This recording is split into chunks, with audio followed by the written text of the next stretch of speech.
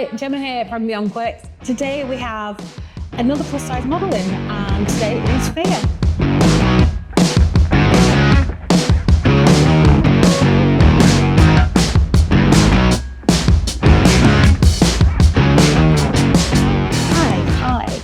So we've met on other shoots and through Topsy, which you will have seen on some of our content. We've done things with them. But you've kind of gone on a bit of a journey since then as well. Like, obviously you were already modelling when you came to the Topsy. We went to, it was a body positive day. It is, yeah. I still can't get over that. So we ended up on a beach in Blackpool in bikinis. Absolutely. First time meeting someone, and I was absolutely in awe. You just slammed it out the gates and you were like just going for it. And I was at the time feeling very kind of nervous because it was the first time I've kind of shown my body since having my son, and I was really struggling, but you were so positive and so lovely, and that really kind of encouraged me. Oh, thank you. That's so kind. And that's kind of why I wanted to get you in, because you have that spirit about you. But what kind of started you on that? So it was actually Topsy that got me into any sort of modelling. I have been introduced to Topsy, or introduced to Joanna. We will provide a link to them as well. And I had gone and done, so this is about just under 2.5 years ago, and I'd gone and done a beach photo shoot, again in bikinis, in Crosby Beach, like near Liverpool. And that was my first time putting on a bikini. Ever? Probably since I was a child, like really little. I didn't own a bikini. Like I would, if I was on holiday or going to a swimming pool or something, I would normally wear a swim dress so that it covered it up a little bit more. But it was my first time wearing a bikini. Nervous, like it doesn't even come close. Oh no. But I got there and everybody, that was so lovely. You know, just like you were just saying how you felt. With me, that's how I felt with everybody. Yeah, the people that were the one I went to were just amazing. Yeah, and it was so empowering. It was just absolutely amazing. And actually on Crosby Beach, we went one stage further because you've got the statues, at the Anthony Gormley statues on the beach. And we'd gone out there hobbling with a walking stick in the sand and some very shallow water, like very slowly. And we'd had some photos with the statue, and then somebody had taken their bikini top off, so their bra off, and stood behind the statue and put it on the statue. And somehow that, for some reason, prompted a lot of other people to whip their tops off. She did. And we ended up all standing in one long line, facing out towards the sea. With your backs. With our backs. And we were all standing there with our arms up in the air, like one holding our bikini and one holding our arm up in the air, or in my case, holding my stick. And it's just this long line, and it was just such an empowering experience. You're just standing there, just practically naked, just embracing who you are. And you're standing there with other plus size, like mainly women. Like there are a couple of men, because it's not just open for women, it's open for anybody that wants to come along. But everyone's different shapes and sizes, and everyone's got, their own lumps and bumps and scars and stretch marks and cellulite, and everyone's different. And when you see people, that exposed, you just completely look past it. You kind of, you stop worrying about... Absolutely.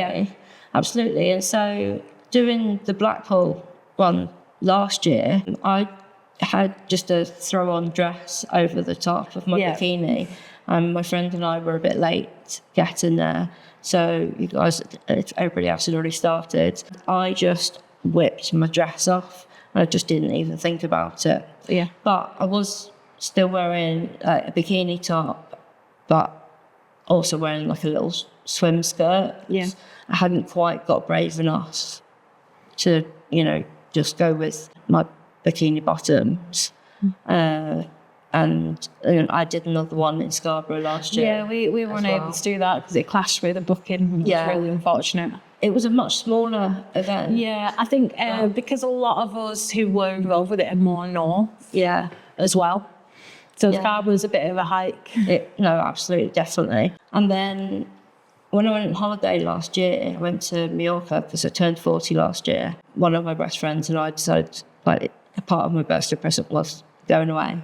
So we went to Mallorca. I said to myself, right, if you can go and stand on a beach in England in the summer, you know, in a bikini, in front of strangers or friends, then why can't you? I can do it on holiday. Yeah. And so all I packed for my holiday was bikinis. I did have swim skirts with some of them as well. But you kind of didn't give yourself the option to... Yeah, there was no swimsuit. And my friend who I went with, she was like significantly smaller than me. And actually, she was covered up the whole time, like in tankinis or swimsuit. And nobody cared. You know, nobody cared that I was wearing a bikini. If anything, I probably had more comments like from other people about, oh my goodness, I love your bikini, where's it from? And I think most of us had got bikinis from the same like online shop. But yeah, nobody cared. Like it was them, you were just giving compliments and people that I found when I wear certain dresses and things that not necessarily you'd see a plus size woman and you get people coming and going, I wish I could wear that. It's like, well, no one's stopping you. Exactly. And you can be that voice for people. And that's the thing. I get it a lot, you know, not in a big headed way, but I am a very bright person. And I mean, I'm obviously not wearing such bright at the moment, but I did turn up in like a bright orange jumper still. Yeah, and like your tattoos are quite bright, vibrant. Covered in tattoos, like my nails are always bright. My hair is obviously bright red at the moment. It was like rainbow for the last year. But I've got a talented hairdresser who I let do whatever she likes. So this is the most recent. So obviously you did the first beach thing and then you went on and did shoots and other stuff.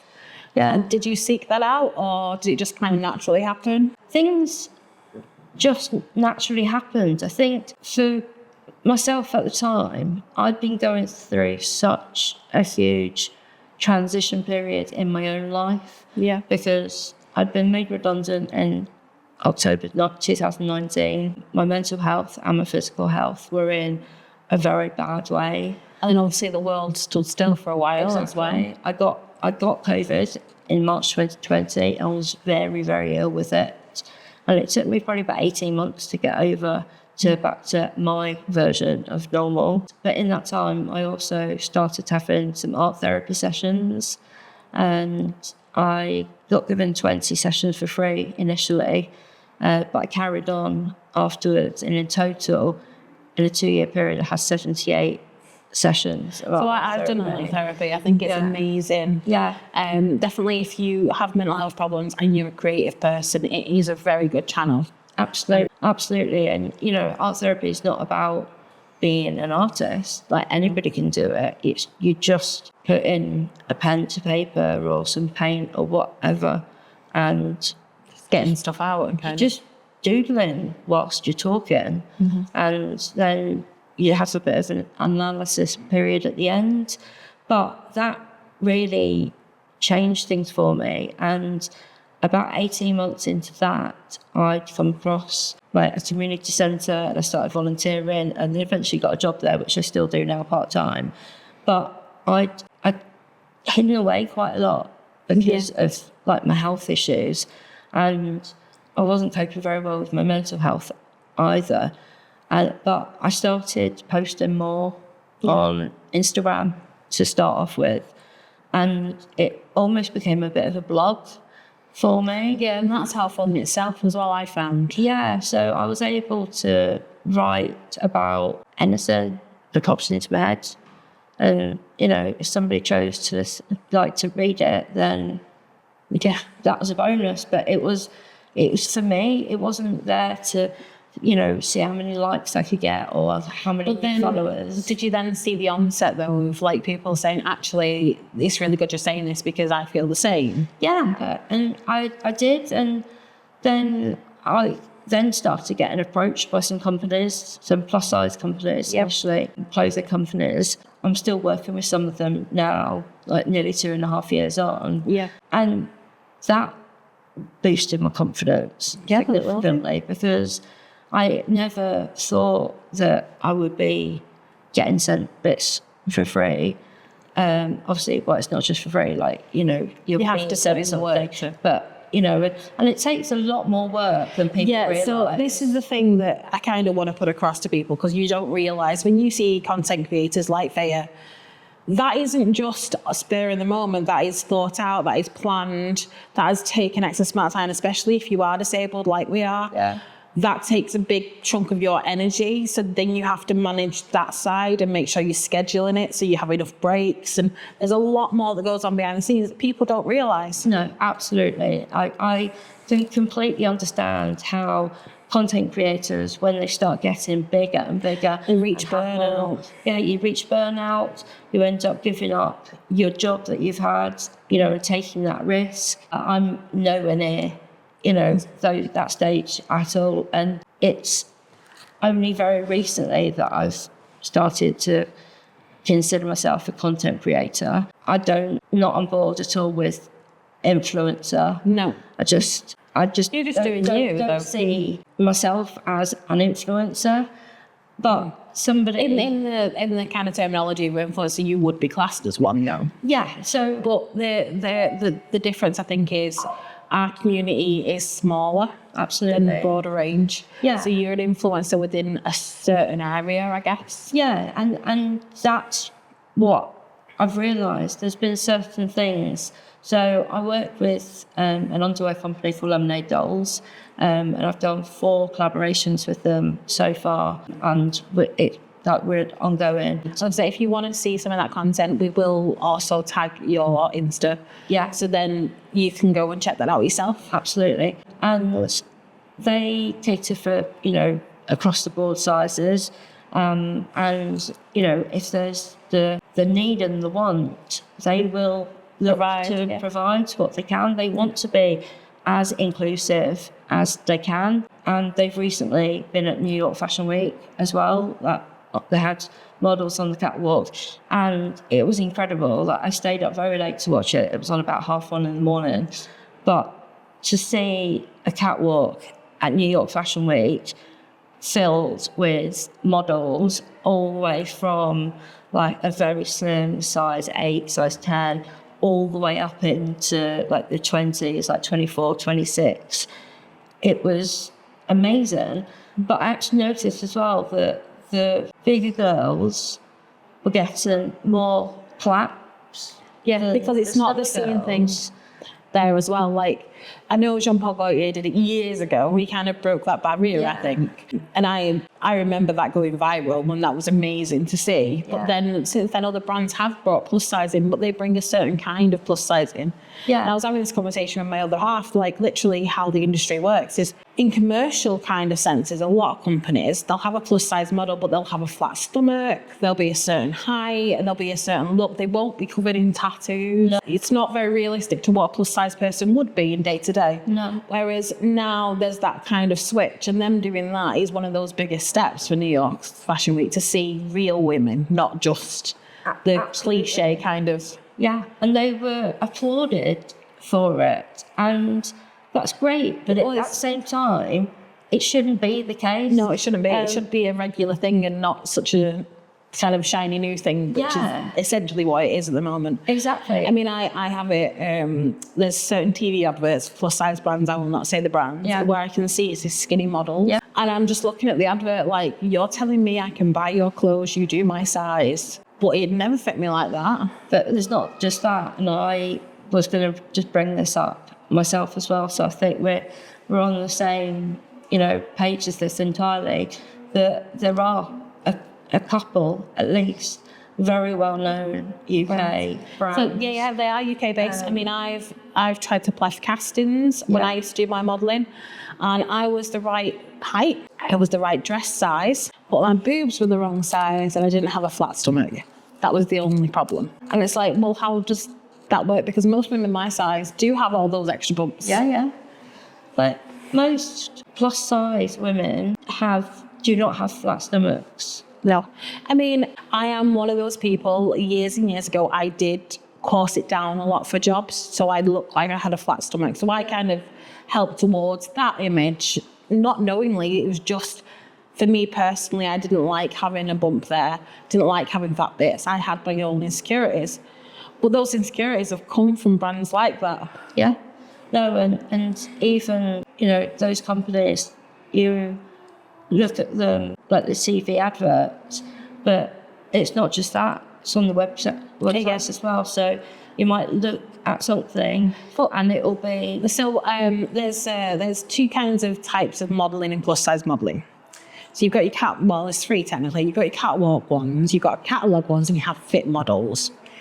So your catwalk and your catalogue are the ones that look a certain way, but a fit model would be someone like us who goes to one of their try-on sessions to make sure they fit us kind of women. Yeah. But they won't then have photos of us on their websites. I still find it really bizarre that that's what they do. They'll still cater for us, and they'll get women like us in there, but then they won't show that on the broader scale. No, exactly. Like we've just had London Fashion Week here. There's a big up-and-coming model agency called Models of Diversity.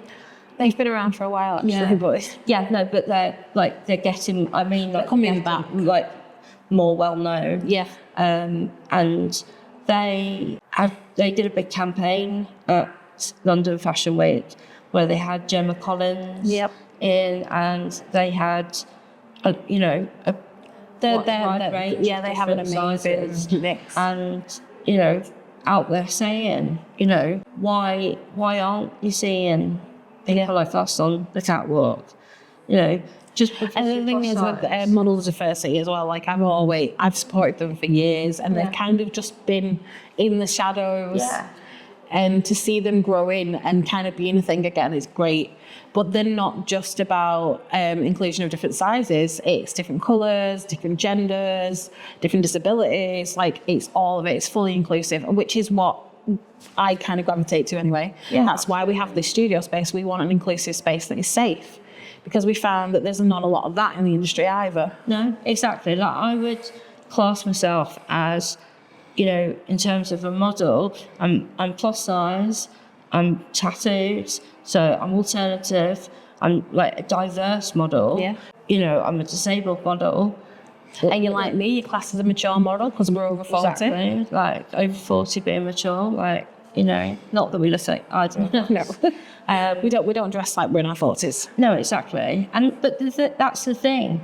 I think people are realising now that you don't have to get to a certain age and then start dressing a certain way. Technically not, but there's still a few people who still do that. Yeah. And you still get those comments of, you should really dress your age. Well, yes, exactly. But the way I see it, you're going to live once. Why not just enjoy it and wear what you want? Yeah, no, absolutely. I agree that I very rarely wear like a black outfit entirely. It's very rare for me to wear a black dress, for example, or anything like dark in general. I love bright colours. I just gravitate to bright colours. And see, whereas I'm the opposite scale, because I gravitate to the darker colours and the darker vibes, because I'm a bit of a goth. Yeah. But as I've got older, I've started to bring more colour into my life and kind of mix it up a bit and have more fun with it. Yeah. But I remember being younger, and the thing that you're kind of trained to know, especially at our age, I don't know if the new generation have it, was that black was slimming. Yeah. So I used to wear a lot of black to hide sins, because that's what my brain told me I needed to do. Yeah. And as I've got older, I was like, actually, no, like, I don't need to do that now. Yeah. But that's still there, that backward kind of thinking. And I see it a lot in women my age, and they're wearing these black pants with a black jacket over and making sure it's all baggy as well. And it's like, baggy clothes are actually making you look worse. Yeah, no, absolutely. Like, there's there's been plus size companies that have, tried to cater for across the ages as well, but by providing like big patterns and block colours. Oh, this is one of my my things. I don't know if it's a pet hate for you, but plus size companies that have words like fabulous across the boobs in a giant baggy t-shirt and things like that. Would you model for places that kind of do that big baggy, oversized, big logos? And I think it depends on what it's got on it. Yeah, I think it would depend on what the company was like as a whole. Yeah. Like I wouldn't just take any modelling job.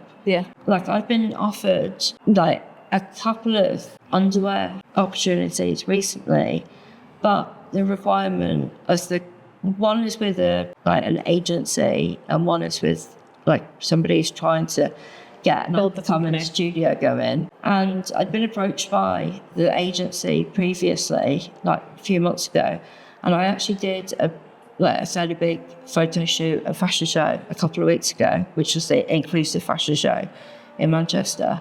And apparently somebody saw me on the catwalk at the fashion show because one of the outfits that I wore, it was modelling a kimono. I was wearing white jeans, but then I was wearing a gold bikini top. Yeah. Me as possibly one of the biggest. I don't know if I was the biggest, but I was one of the larger models. One of the larger models. But like I said, this was an inclusive, diverse fashion show. I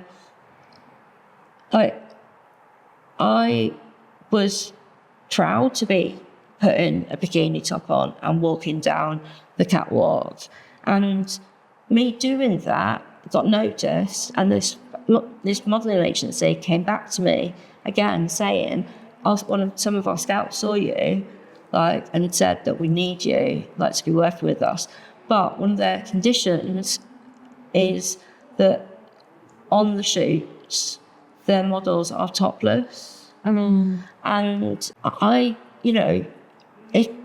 I don't have an issue with anybody wanting to go. No, but if it's not something you want to do, then glamour shoots or anything like that. Well, I was going to say you must get approached a lot for that as well. I found that when I was doing stuff back in the day. I think that's still a thing now. Yeah. If you are larger up top, they're more interested in that side of things as well. Yeah, and I've been told any topless shoots, any topless shots would be behind paywalls or whatever the pay. Yeah, so it won't just be easy to get online. They have to pay for privilege. But I just feel that at this point in my life, that's not what you want to do. It's not what I want to do. And also, I've talked to my partner about it as well, and he would never turn around and say to me, no, you can't do it, or no, I don't want to do it. But he'd feel a bit uncomfortable. But he would certainly prefer me not to do it.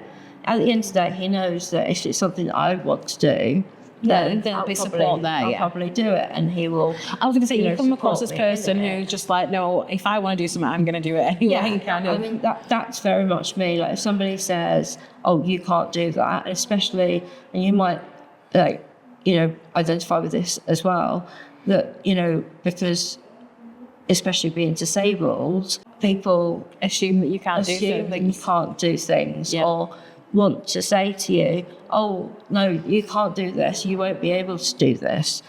And that is exactly what gives me fuel to go, no, actually, I can do this, and I am going to do this. So, you shouldn't let anybody stop you doing what you want to do, and you shouldn't allow anybody to stop you wearing what you want to wear. While we're on the subject, disability. Yeah. So obviously I know you use a stick. Yeah. And you also have other... Yeah, I've got a scooter. You've got a scooter. So how does your disability affect you when you're doing all this different stuff? Do you have to pace yourself as well? Yeah, definitely. I have to pace myself. I have to, I need to make sure that I'm resting on the lead up to photo shoots or fashion shows. I need to make sure that I'm allowing like enough time to get breaks between places. stuff, and I need to make sure that if I've got to go somewhere that I'm required to have like my hair and makeup done already, I need to make sure that I remain very calm and don't let myself get like overwhelmed or anxious or anything, because due to like my medication and anxiety and like various bits and pieces, my face can sometimes just start pouring. Where I just start pouring water. And it's like my whole head. It comes from my scalp and like and I look like a fountain, you know. And it's not the rest of my body. The rest of my body is okay. It's just for my face. And I am on some medication for it, and thankfully we seem to have like got you know to a level now where things seem to work. And on top of that, I've put together like a little regime before I put on any of my makeup. So I've got these various different like anti-sweat lotions and potions and things to put on my face, and primers and that before. It probably takes me longer to put them on than it does my actual makeup. But if it then means that my makeup holds, and I have also recently found an amazing setting spray as well that really does work for me. So I think it's also, you know, you've just got to learn, like, you know, to speak up for yourself as well. So that's one thing as well. Like, if you are looking into getting modelling and you do have disabilities and stuff, you have certain priorities that you need to do, and you know what works for you. And if a photographer is asking you to go in a certain pose or something that you know will cause you damage in the long run and you can't do that, be vocal. I wasn't when I was starting out. When I first started having disabilities and problems with moving, I was still trying to do all the stuff I did before that. And then realised that's not a thing. Don't try and please them. And if you need to take breaks, make that vocal. If someone says they want you to do a shoot at, you know, stupid o'clock in the morning, you know realistically you're not going to have enough time to get ready, do your meds, do your makeup, or everything else you need to do before that point, make that clear and change the time. Absolutely. Because I double checked with you that today's time was okay, and then I messaged you last night to just clarify, right, are you okay to do things like this? Is that okay?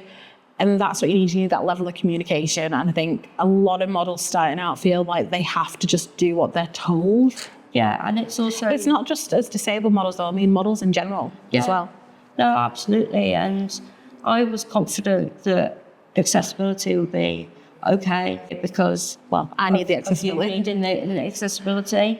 And obviously you said that it's a lift and everything, which makes life much easier. We absolutely hate the lift. So this, for those who don't know, if you haven't seen our previous video, we've moved studios, we've moved upstairs. It's a bigger space, but we do have a lift. And if we have people coming in now, we say to give us a bell and someone will come and grab you, because it's an old service lift and sometimes people leave it on other floors.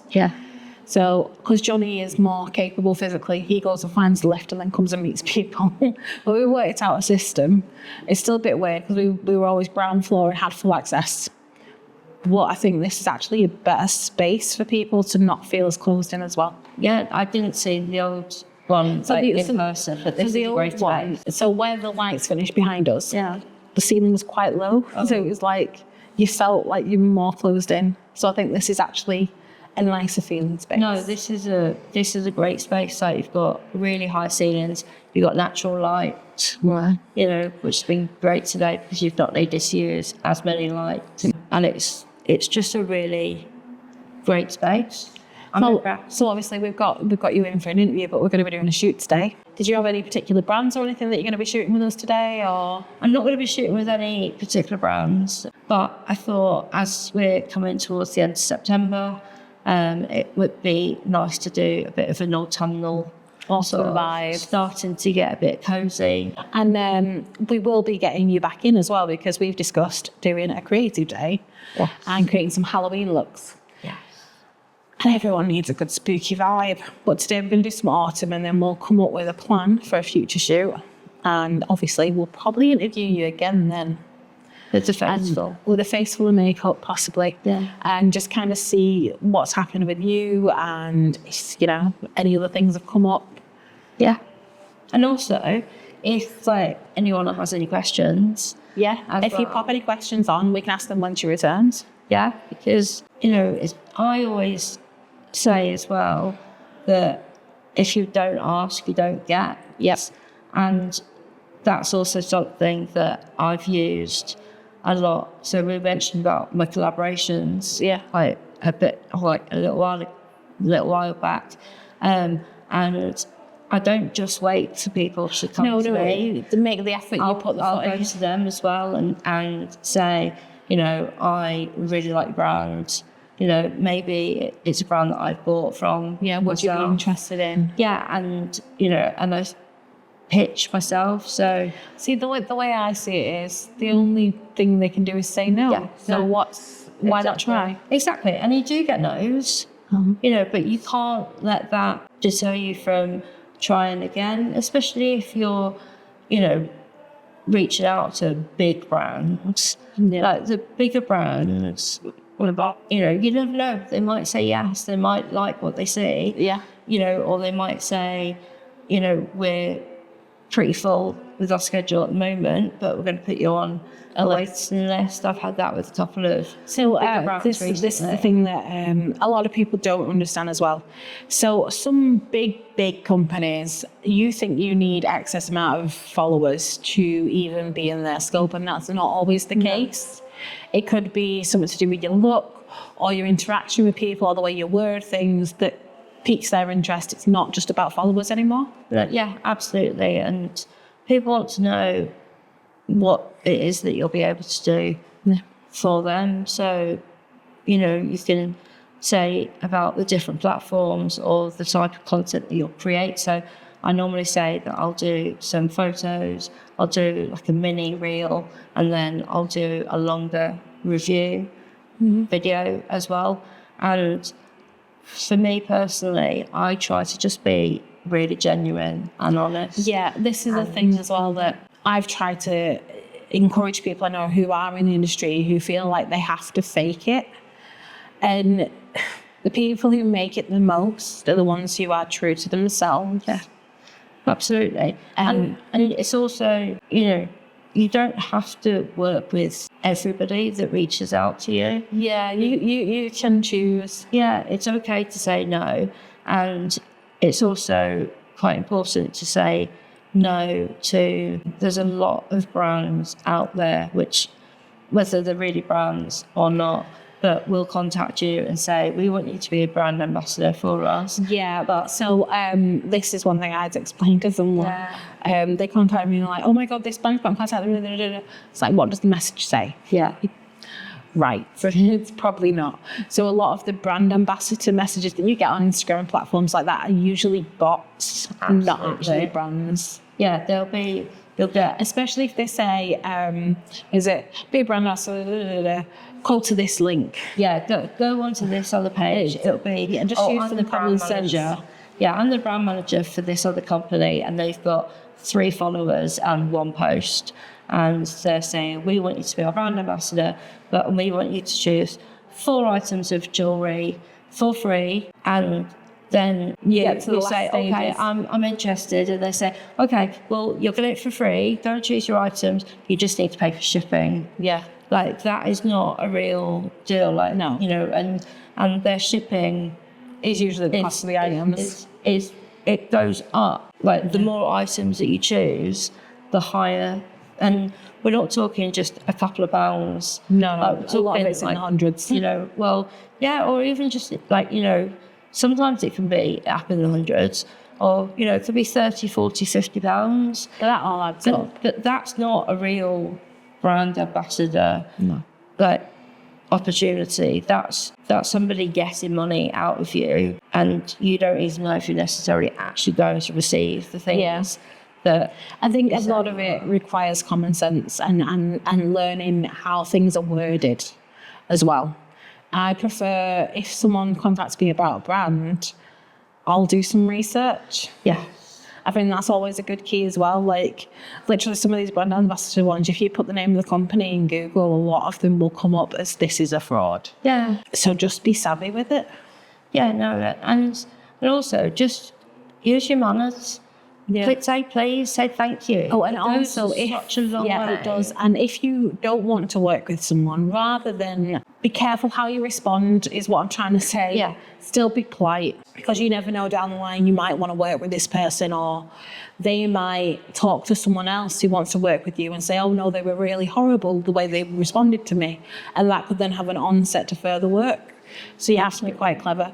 I mean, one of the main things I have pointed out to a few people, because obviously we do model workshops and stuff here as well, is that you are your brand. Yeah. And you don't want to damage your brand. And I've explained this to people so many times, like, if you're going to use your normal social media as your brand output, then don't post when you're having a really bad day and put loads of negatives and nasty things about stuff. Keep that to yourself, talk to your friends, keep that within a circle, don't have it on your professional platforms. Absolutely. And what saying there about you being your own brand, it's so true. And I've really focused on me being my brand over the last couple of months. I went to a networking event. Networking events are amazing. Yeah, I went to one a couple of months ago. It was life-changing, actually. I met some incredible people. I got talking to the lady, Godlin, who actually runs the event. She's got another one coming up next Friday, actually, which is called Sisterhood Strong. It's going to be just incredible. It's completely sold out. It's got a pink theme, so I'm all over it. You already picked your outfit out? I've had my outfit for weeks and weeks. It's hanging up in my wardrobe and I get to look at it every day. It's beautiful. But at her event that she had back in June, I think it was, I won a raffle prize, and my raffle prize was a brand pop-up advertising package worth £250. Nice.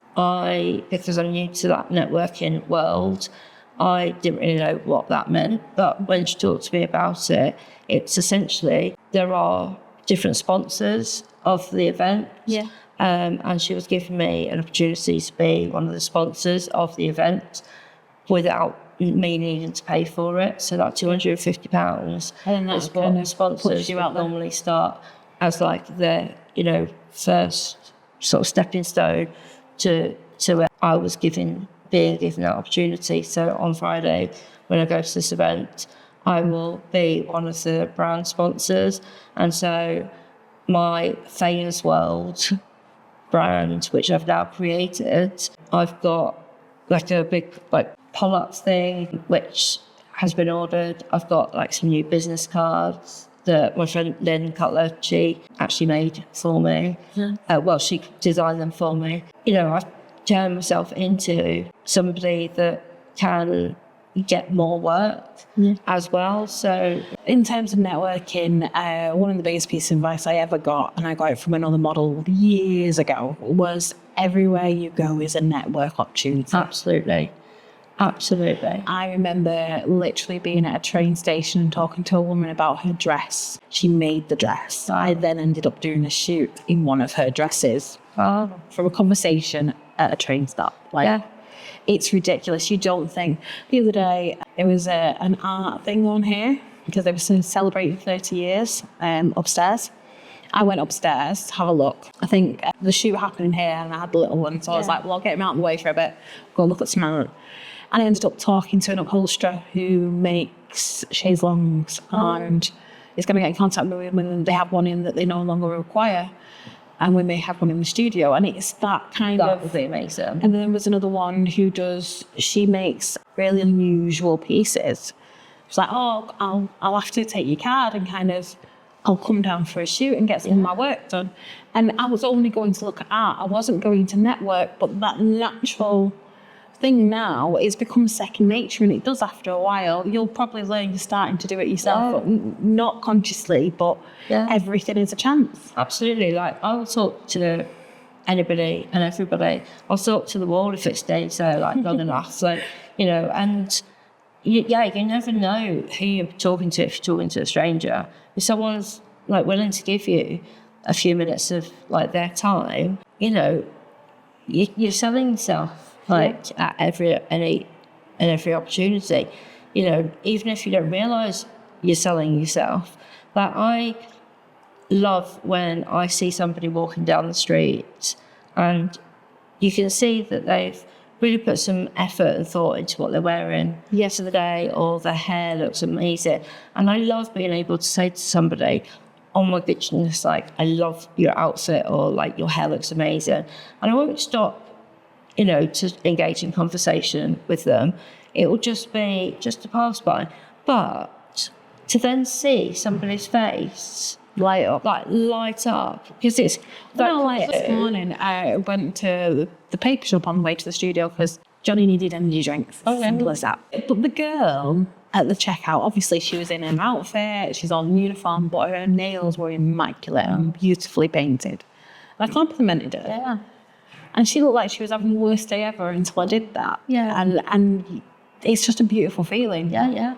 I think regardless of whatever's going on in your life, if you can make someone smile for a second, then absolutely. And that's something you naturally do anyway. You kind of have that in you. Yeah, like, I am a very positive person. Like, I don't deal very well with negativity, and I have learned over the last few years that I have to put myself first in, sometimes like negative, toxic situations, where people around me, like, are dragging me down because of their negativity.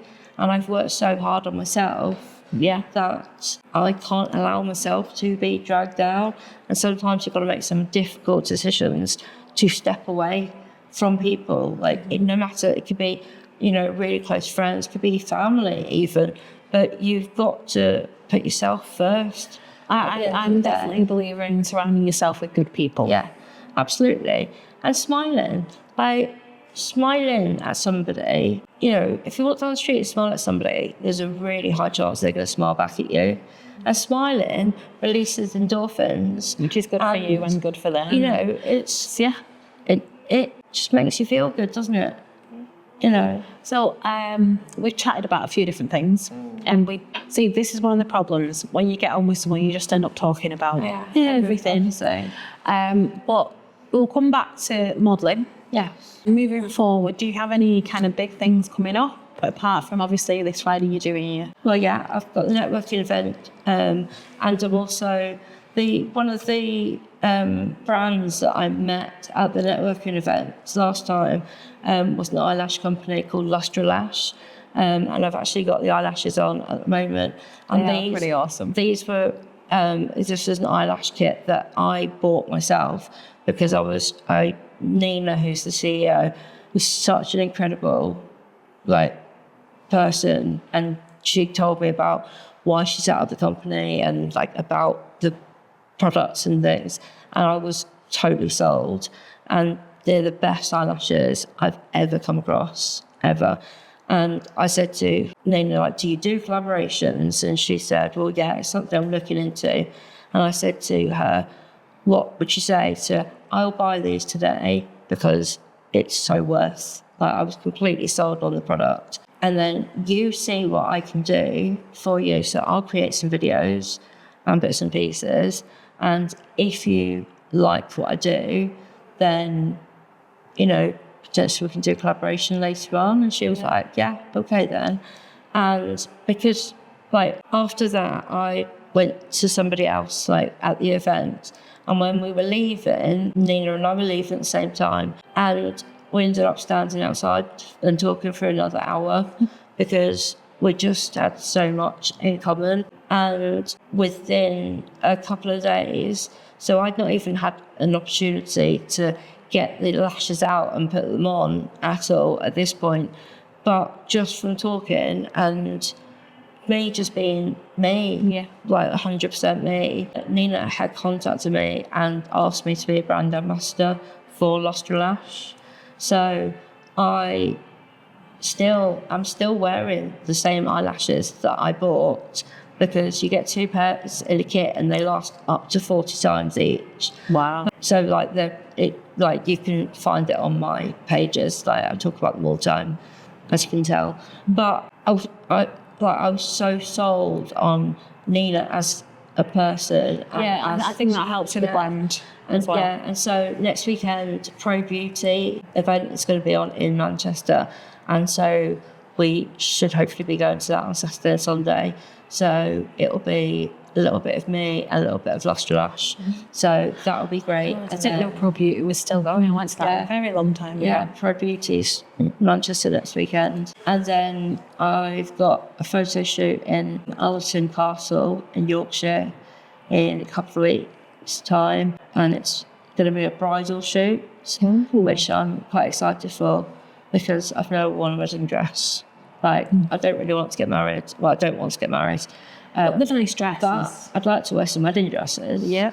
So that should be exciting. And I've also got a sustainable fashion show of September in Hull. Oh, okay. So this will be on your social media where you're going to be what you're doing and stuff. So the bridal thing, are you inside the castle or are you outside? I think most of it is meant to be inside the castle. Okay.